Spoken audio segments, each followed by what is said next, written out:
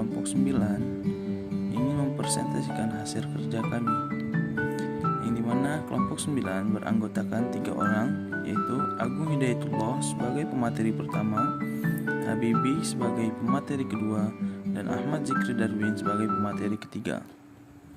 Langsung saja ke pembahasan. Kami membahas analisis standar belanja. Dasar hukum analisis standar belanja.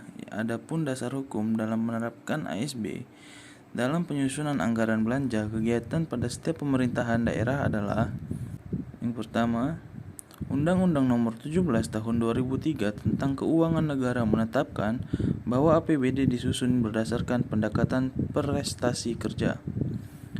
Untuk itu, APBD berbasis kinerja disusun oleh Pemda harus didasarkan pada standar pelayanan minimum atau SPM dan analisis standar belanja atau ASB. Kedua, Undang-Undang Nomor 1 Tahun 2004 tentang Pemeliharaan Negara. Ketiga, Undang-Undang Nomor 15 Tahun 2004 tentang Pemeriksaan Pengelolaan dan Tanggung Jawab Keuangan Negara. Dan keempat, Undang-Undang Nomor 33 Tahun 2004 tentang Perimbangan Keuangan Antara. Pembahasan kedua yaitu pengertian dan manfaat analisis standar belanja. Pengertian ASB atau analisis standar belanja merupakan suatu standar yang digunakan untuk menentukan anggaran belanja daerah yang digunakan dalam suatu program atau kegiatan untuk menghasilkan tingkat pelayanan tertentu dan kewajaran biaya di unit kerja dalam satu tahun anggaran.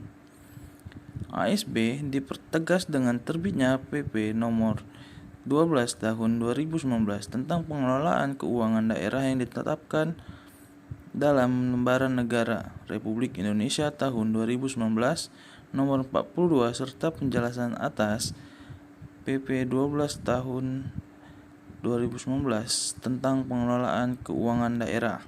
Selanjutnya dibacakan oleh pemateri kedua.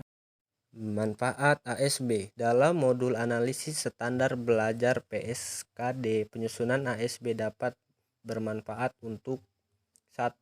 Pemerintah daerah dapat menentukan kewajaran belanja dalam pelaksanaan suatu kegiatan sesuai dengan tugas pokok dan fungsinya.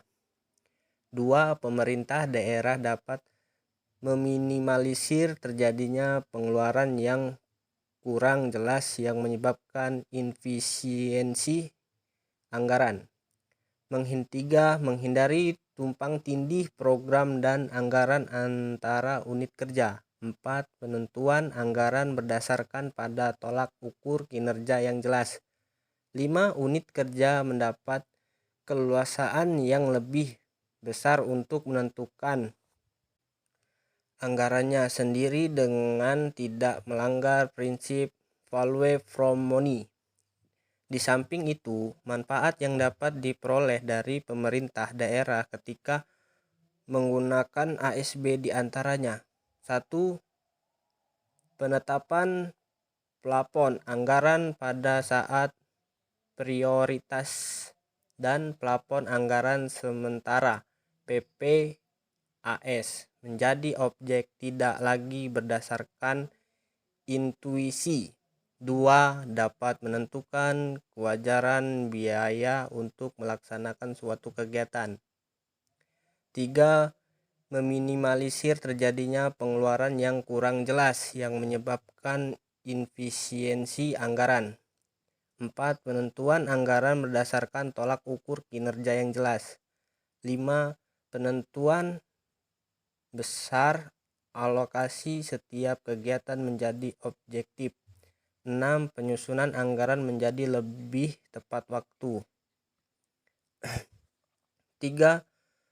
Prinsip penilaian dan pendekatan dalam menyusun ASB. Prinsip penyusunan ASB. Ada beberapa prinsip dasar yang harus diperhatikan pemerintah daerah, yaitu penyederhanaan modeling. Penyusunan ASB bertujuan membuat model belajar untuk objek-objek kegiatan yang menghasilkan output yang sama. 2. mudah diaplikasikan. Model yang dibuat mudah diaplikasikan atau tidak membuat susah yang menggunakan model tersebut. 3. Mudah Update. Model yang dibuat mudah untuk diperbarui dan dalam arti jika ditambahkan data-data baru tidak merubah formulir model tersebut secara keseluruhan. 4. Fleksibel.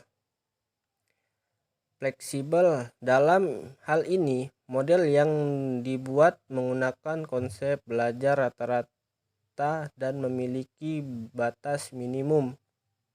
Selanjutnya, pemateri ketiga dipersilakan. Selanjutnya, langkah penyusunan ASB. Penyusunan model ASB untuk masing-masing kegiatan. Pada tahap penyusunan model analisis standar belanja untuk masing-masing kegiatan ini dapat dilakukan dengan beberapa langkah sebagai berikut. A. Menentukan persentase rata-rata, batas atas, dan batas bawah. Setelah tahap persamaan regresi yang didapat untuk mencari total anggaran yang dibuat berdasarkan cost driver masing-masing, tahap berikutnya adalah menentukan persentase yang akan menjadi acuan tim penyusunan anggaran dalam menentukan nilai rincian alokasi belanja kegiatan tersebut. Setiap rincian alokasi belanja akan diberikan acuan rata-rata, batas atas, dan batas bawah yang akan diolah dari data yang ada. Untuk menentukan nilai persentase rata-rata, batas atas, dan batas bawah tersebut digunakan persamaan sebagai berikut. B. Menentukan persamaan regresi dari setiap ASB. Menurut Blocker, analisis regresi atau regression analysis merupakan metode statistik untuk memperoleh persamaan estimasi biaya unik yang paling sesuai bagi sekumpulan titik data. Adapun persamaan regresi yaitu Y atau total anggaran belanja, X atau pemicu biaya cost driver, A biaya tetap atau fixed cost, B biaya variabel atau variable cost, Y sama dengan A plus B dalam kurung X. Belanja rata-rata sama dengan rata-rata total alokasi belanja, rata-rata total belanja. Batas atas sama dengan belanja rata-rata plus 25% kali belanja rata-rata. Batas bawah sama dengan belanja rata-rata 5% dikali belanja rata-rata. Penetapan 25% atau 0,25 dari nilai rata-rata didasarkan atas kesepakatan OPD terkait melalui Focus Group Discussion atau FGD. 5. ASB dan peraturan kepala daerah.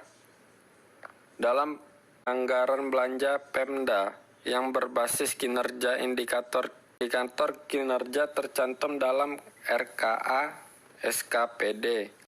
Adapun fungsi dari indikator kinerja tersebut dapat dipergunakan untuk mengukur tingkat ekonomis, efisiensi, dan efektivitas dari anggaran program kegiatan yang disusun. Hal ini sesuai dengan Permendagri nomor 59 tahun 2007, pengganti Permendagri nomor 13 tahun 2006, menyatakan bahwa dalam perencanaan, penganggaran, dan pengelolaan keuangan daerah tersebut harus dapat memenuhi prinsip transparansi dan akuntabilitas dalam penyusunan anggaran serta berorientasi kepada penggunaan sumber daya ekonomi secara ekonomis dan efisien.